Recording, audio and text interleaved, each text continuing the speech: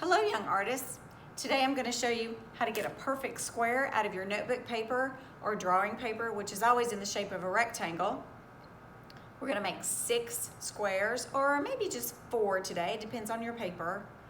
And then we're going to use those squares to design some quilt blocks. We're going to use geometry to do that, and you're going to need a pencil, some notebook paper, or plain drawing paper. You might want a pair of scissors, and you need some kind of straight edge. It can be a ruler or a piece of paper that you've folded up twice. Folding it twice makes it a little thicker. You'll need that to help you to draw a straight line. What we are not going to do today is draw 6 random, not so square squares on our notebook paper. I gave it a sad face. We're not going to do that today. If you have a sticky note around the house that is in the shape of a square, you can use that. Now, this sticky note is a rectangle. It won't work. So don't use that kind.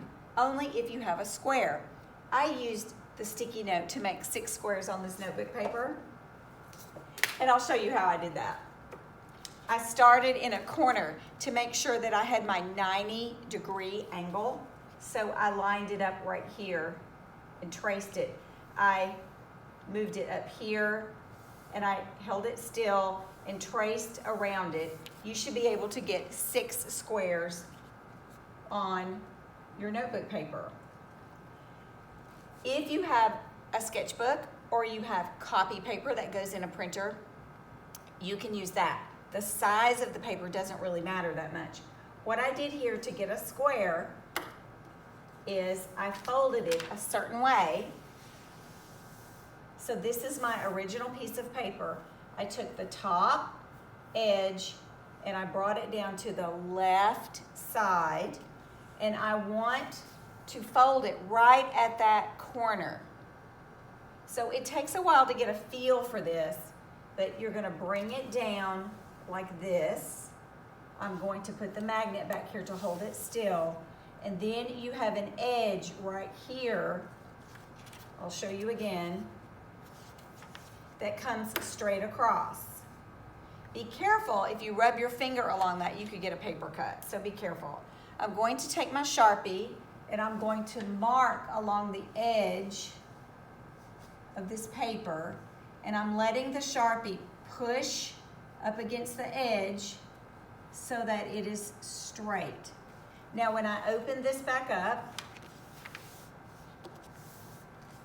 I have a square. I'll show you how to do this on notebook paper because I think most of you have notebook paper.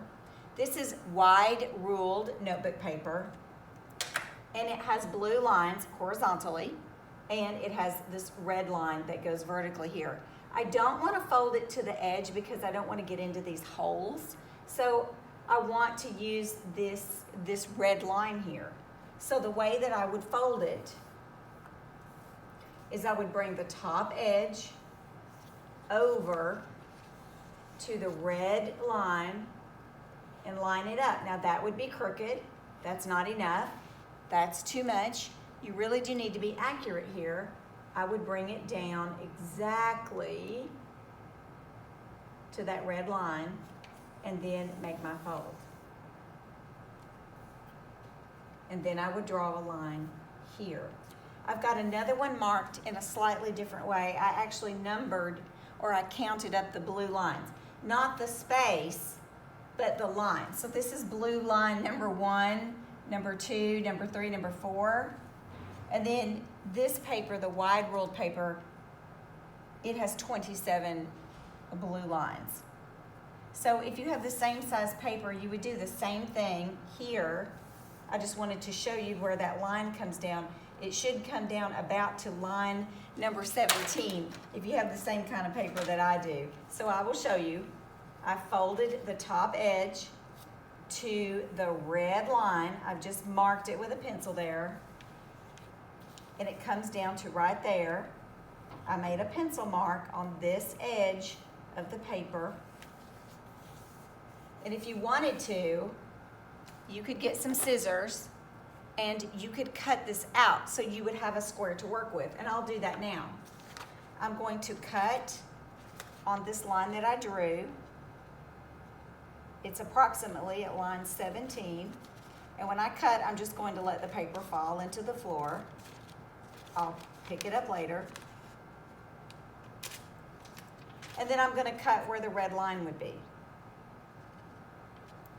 Once I do this, I should have a perfect square, and I can fold it up another way. So this is where I folded it originally, just like this. Now I have a square to work with, and I can fold it the other way. I get my corners to line up. I can open it up.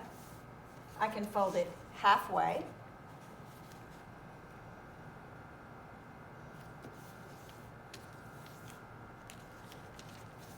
And then I can fold it this way. You can tear out this paper and cut it. This will give you 4 squares. If you want to trace around them, then you can fold it up.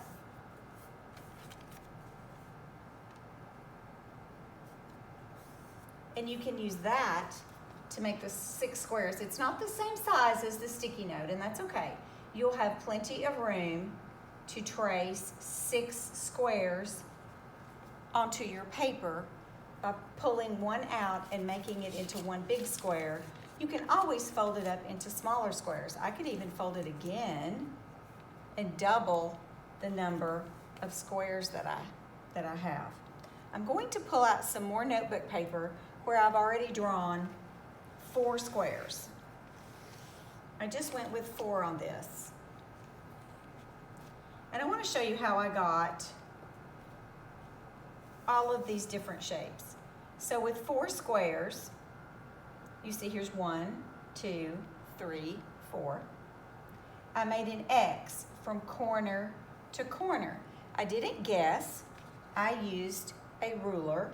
You can use a folded up piece of paper as a straight edge. And what this does is making the X gives me the center. It helps me mark the center. Well, how did I get this line? I will show you. I took the top edge. Now I marked the very top of the paper in black so that you could see the edge, and I marked the side way over here in black so you could see that as well. You don't have to do that part.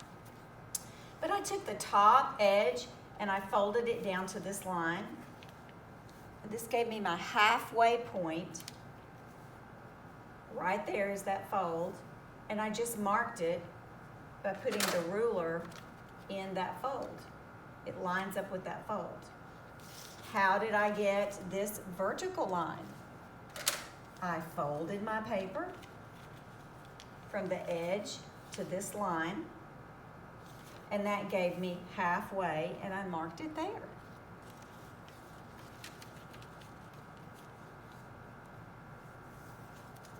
It really helps to have your squares connected because you can use these points where they intersect. Lots of math words today.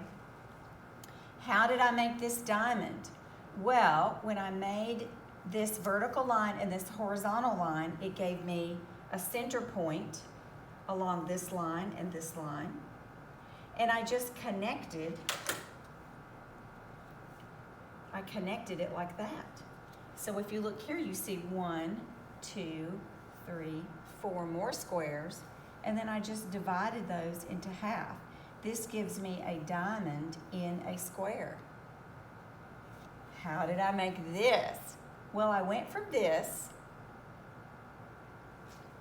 to putting another square in here. So I added this, I added a line here. So I have my X, just like here. I have the X here. Then I made a big square, like I did here.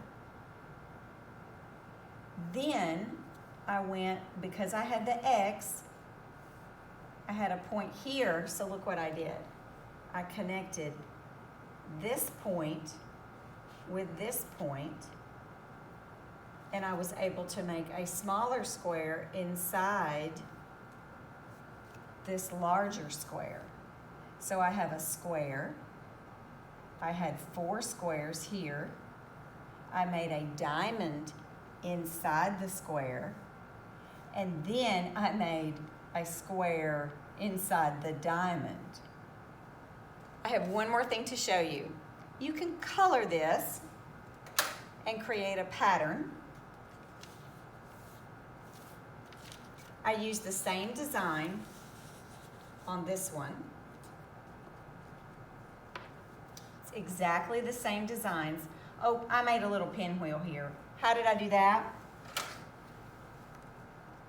I made a square, but I didn't go all the way across. I started here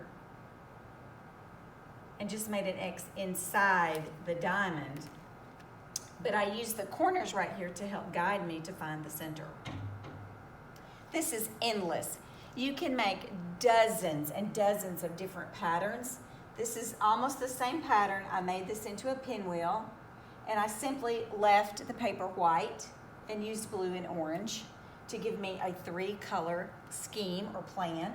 And in this one, I used blue and white also, but I alternated inside this square, red and orange, and then you see how I did the background with alternating 2 more colors. So I want you to make 4 or 6, if you've got sticky notes, 4 or 6 squares. And notice I left one blank. That's for you to figure out another design. This one is really simple. It will help you practice making the X. Of course, they get more complicated.